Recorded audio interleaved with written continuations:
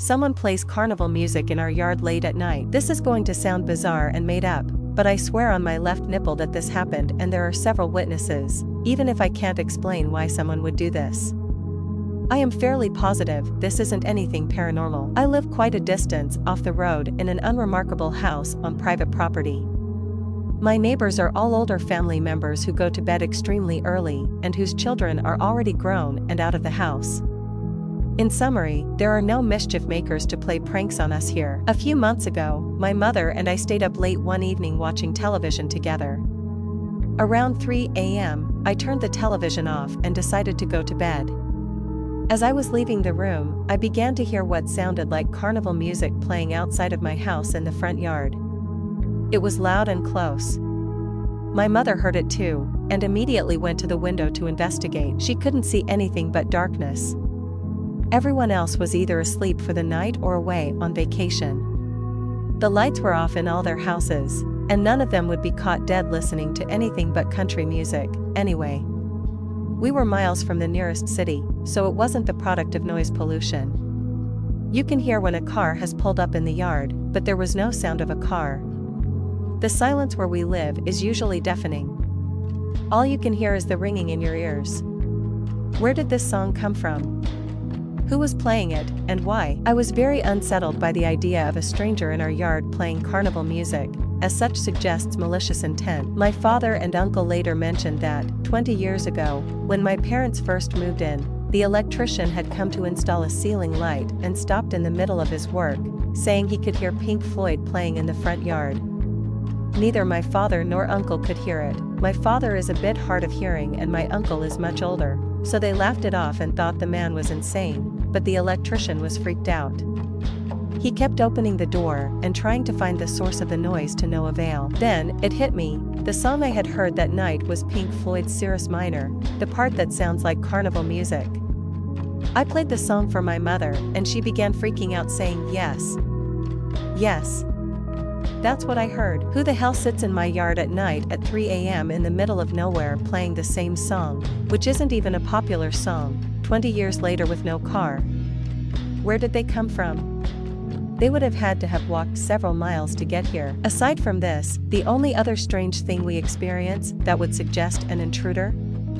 We feel and hear knocking on the living room window late at night around the same hour, sometimes so intense that the entire wall of the house is rattled and it sends the couch against it into a reclining position. There are no nearby trees to trap the glass, and no animal except a human could possibly reach it. Fortunately, this has stopped over the last few weeks. Update 1. Shortly after my first post, I had almost convinced myself our intruder was gone when, as I was staying up into the early hours of the morning to finish a bit of homework, I heard a noise in the yard just outside my bedroom. I sat there listening, but could only detect something like machinery. It was not a sound that I recognized. I couldn't imagine what was causing the noise unless the air conditioner was misbehaving. But once it had quieted down, I finished working and went to sleep. About 2 nights later, I heard loud grinding around the same hour, but again could not determine the source, however alarming the volume was. The following morning, my father discovered someone had sabotaged our air conditioning unit by first removing a piece of its inner machinery and later throwing it into the fan while it was spinning, effectively destroying its blades and a few other pieces. The part had presumably been taken the first time I was disturbed by activity in the yard and thrown back in the second time. I had noticed it only because the outdoor unit is mounted against my bedroom. We thought initially that the piece, and forgive me for the ambiguous language, as I am not very technology savvy, had loosened by itself and broken down, but we called our repairman, who begged to differ. He was surprised by the degree of damage and insisted he had never seen it happen naturally, suspecting someone had removed several screws and tampered with the unit. He thought my father had attempted to work on it and caused the trouble, but, of course, he had not. A few days after the damaged parts had been fully replaced, my mother was leaving for a doctor's appointment when she began yelling and called the family into the yard.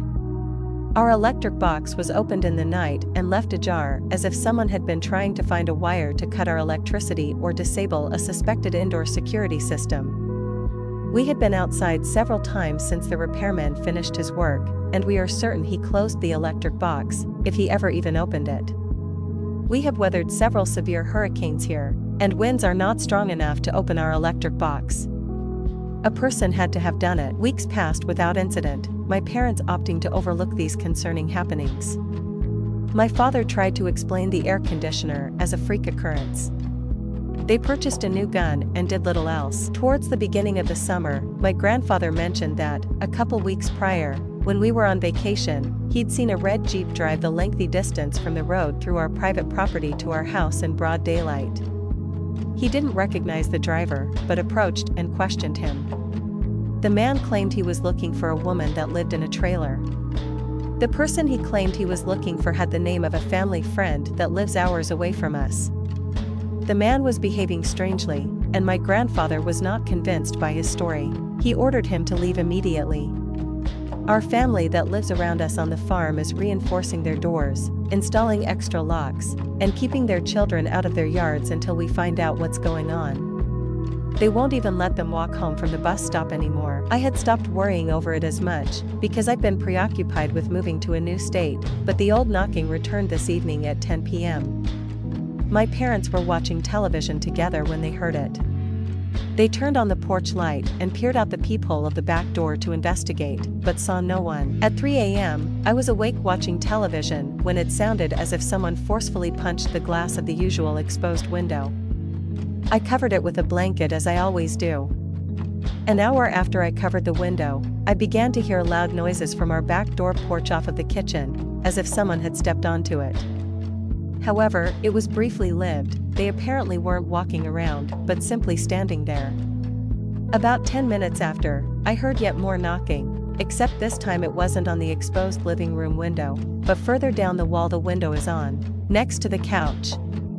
It was 3 knocks, forceful enough to rattle the wall a bit, but not so much the couch moved. This is more alarming, because it suggests the trespasser lingers here for several hours at a time, posing many questions.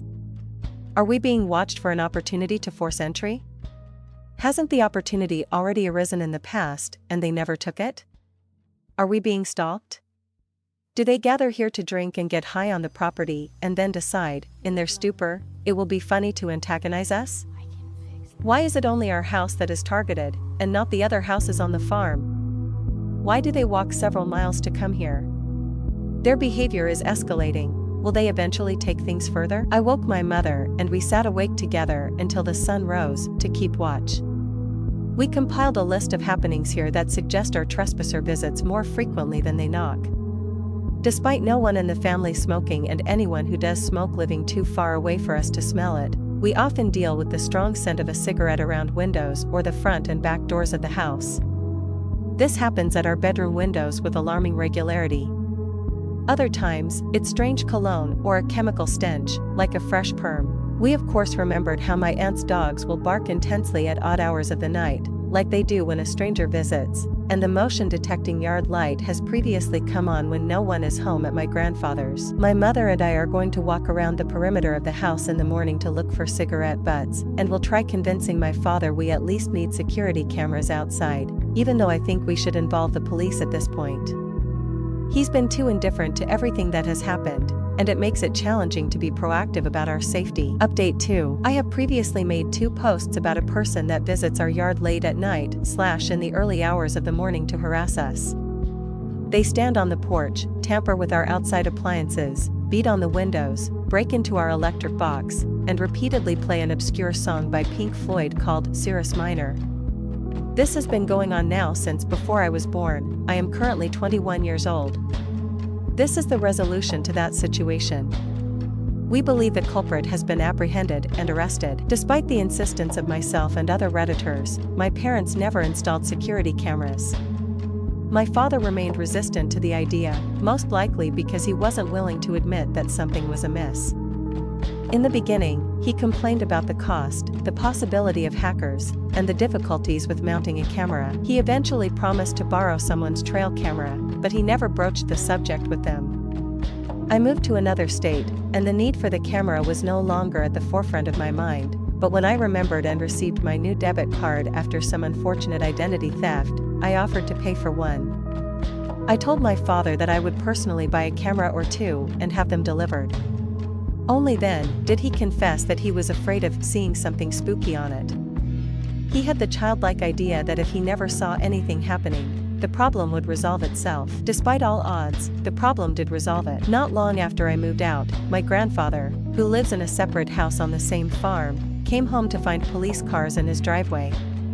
An officer approached him and asked if he owned another house on the farm, as he needed to speak to the landlord about his tenants.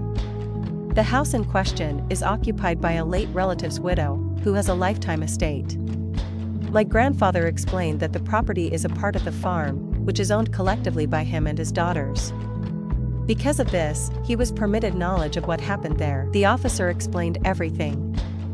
Apparently, the widow, who is quite old and infirm, used the death of my relative as an excuse to move in her chronically unemployed, drug-addicted family, among them her daughter, her son-in-law, her son-in-law's brother, and her nephew. Because they don't own their own separate cars, and we seldom visit the widow, she stinks and is generally unlikable, so we social distanced around her before the pandemic ever even began. This transition went undetected. Shortly before my grandfather had returned home that day, the police responded to a 911 call from the widow.